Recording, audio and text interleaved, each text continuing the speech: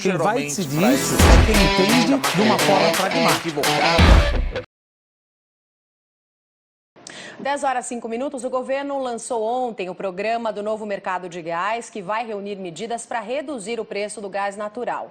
A expectativa da equipe econômica, como a gente vem falando por aqui, é de que esse programa contribua para a retomada do crescimento econômico do país. O governo pretende garantir acesso de empresas privadas à infraestrutura de escoamento e transporte de gás natural e, com isso, espera tornar mais competitivo o preço do gás natural por aqui. Hoje, lembrando, a maior parte da cadeia de escoamento e transporte do produto é dominada pela Petrobras. Vamos então entender mais sobre essa medida, comparar também com outras ao redor do mundo. O professor Roberto Dumas está ao vivo com a gente toda segunda e quarta, vai conversar agora sobre esse assunto conosco. Oi, professor, bom dia. Bom dia, Roberto, novamente, obrigado por estar aqui. Qual a análise que o senhor faz sobre essa medida que foi anunciada oficialmente ontem pelo governo, com a expectativa aí de reduzir o preço do gás natural por aqui? Quando falam que existia já o fim do monopólio, isso era uma falácia. O monopólio, na realidade, deveria ter acabado em 1997, mas não acabou. Da Petrobras. Exatamente. Você levou aí 22 anos e continuaram com o monopólio. Por que continua com o monopólio? Veja, você poderia explorar o pré-sal, você poderia explorar o gás efetivamente. Só que tinha um problema.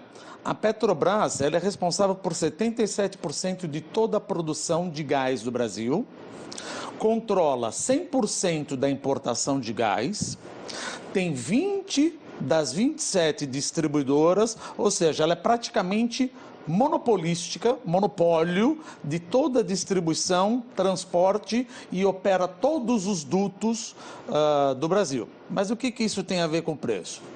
O fato de ter a ver com o preço é que, dado que ela tem todo esse poderio de distribuição e transporte, uma empresa que eventualmente quisesse investir no Brasil e produzir o gás, a Petrobras não permitia que você utilizasse todo o escoamento.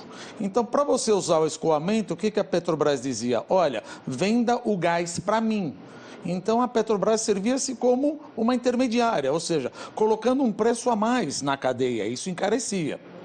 E, obviamente, isso alertou, demorou para alertar, o CAD, Conselho Administrativo de Defesa Econômica, que falou, olha, você está com um processo monopolístico. Não tem competição. Não tem competição, vamos começar a ver como é que fica. E em 8 de julho, agora, assinaram um termo de compromisso de cessação, onde o CAD pararia de culpar a Petrobras de monopólio e a Petrobras sairia do mercado de distribuição. Ou seja, o mercado de distribuição, agora, quem quiser investir em gás natural, pode usar. A Petrobras não vai mais proibir, a Petrobras não vai mais cobrar o pedágio. Isso tende a baixar o preço. Então, a primeira coisa que foi feita, falou, olha, é uma ótima ideia. Vamos montar, então, um comitê de monitoramento para abertura do novo mercado de gás. Perfeito. Quem faz parte? Ministério da Economia, Ministro das Minas e Energia, ANP, Agência Nacional do Petróleo, Casa Civil e Empresa de Pesquisa Energética. Sim. E o negócio foi...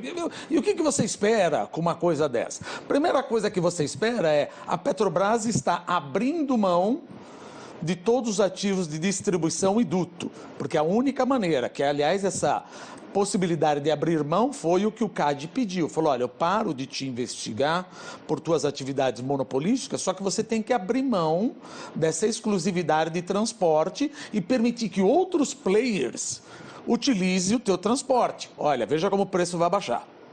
E também tem a ajuda dos estados. O governo falou, olha, é importantíssimo que os estados entrem nessa reforma, nisso daí. Mas o que o estado vai ganhar? É importante que os estados, eventualmente, privatizem as empresas de distribuição de gás, estabeleçam a figura do mercado, do consumidor independente final, e se eles fizerem isso, o Paulo Guedes falou que poderia liberar de 5 a 6 bilhões de reais do Fundo Social do Pré-Sal. Ou seja, então existe um interesse também das distribuidoras e do Estado de ajudar nessa abertura.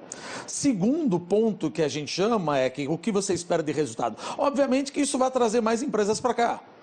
As empresas que não queriam vir falaram, mas para que eu vou explorar o pré-sal, desculpa, o gás natural, sendo que fica caro, porque eu tenho que pagar um bruto pedágio para a Petrobras. E a Petrobras nunca foi o core business dela explorar gás.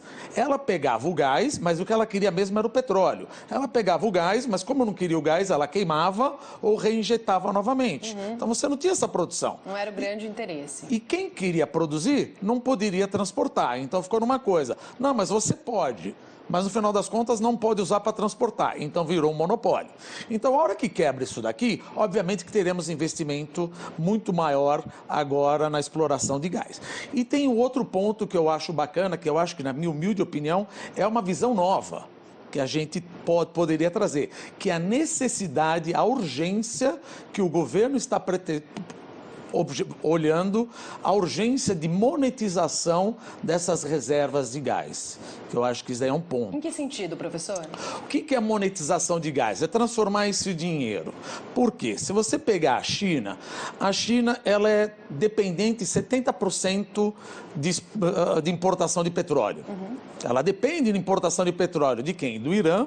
Ou seja, vira e mexe, o Irã está em encrenca com os Estados Unidos, pode ter sanção, vai ter problema.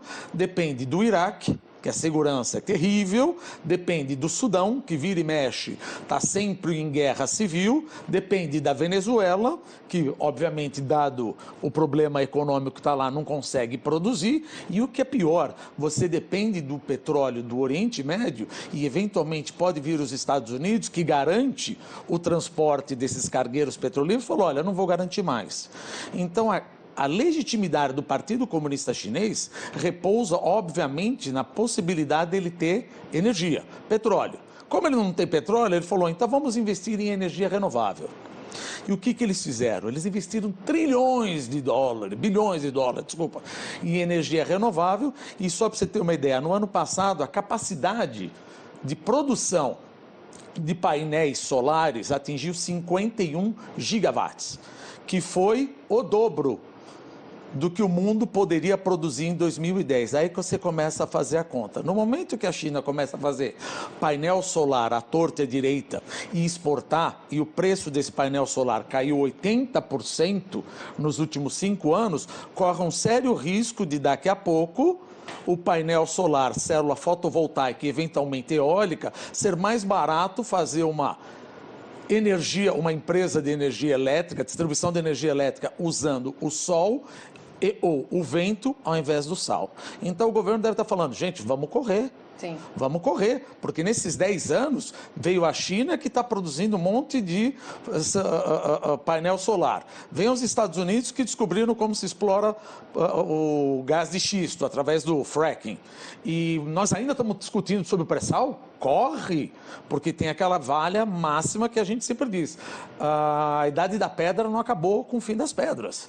Então você tem o carro a bateria, você tem o carro elétrico. Então corre, vamos monetizar, vamos fazer dinheiro com isso daqui.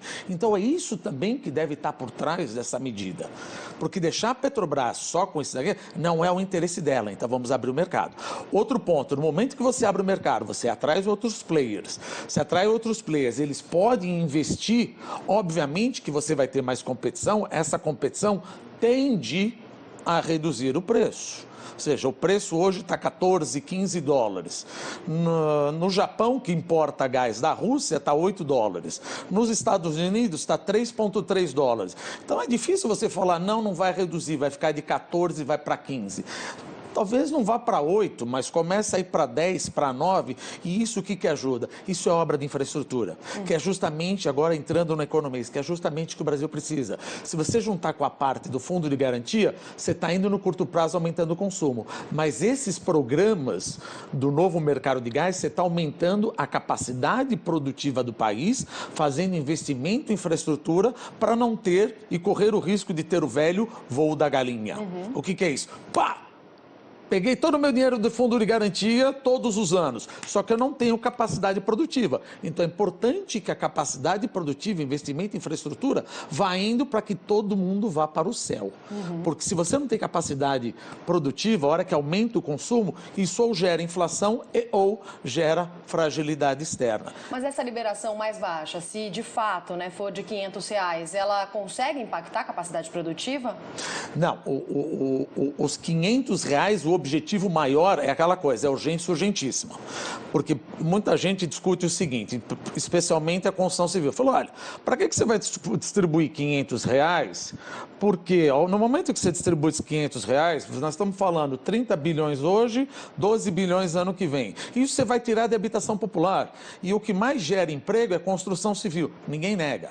Mas no momento que você dá R$500 para a população, isso é consumo na veia. Então isso é uma medida de curtíssimo prazo para tentar que o Brasil cresça, não 0,8, mas talvez 1,1. Agora, a medida do gás é de longo prazo, porque eu tenho um hiato do produto. Você pode crescer. Aí você fala, puxa, mas não é melhor dar mais empregos? Sim, pode até pensar numa coisa dessa, mas pergunta para 13 milhões de desempregados se R$500 não faria diferença.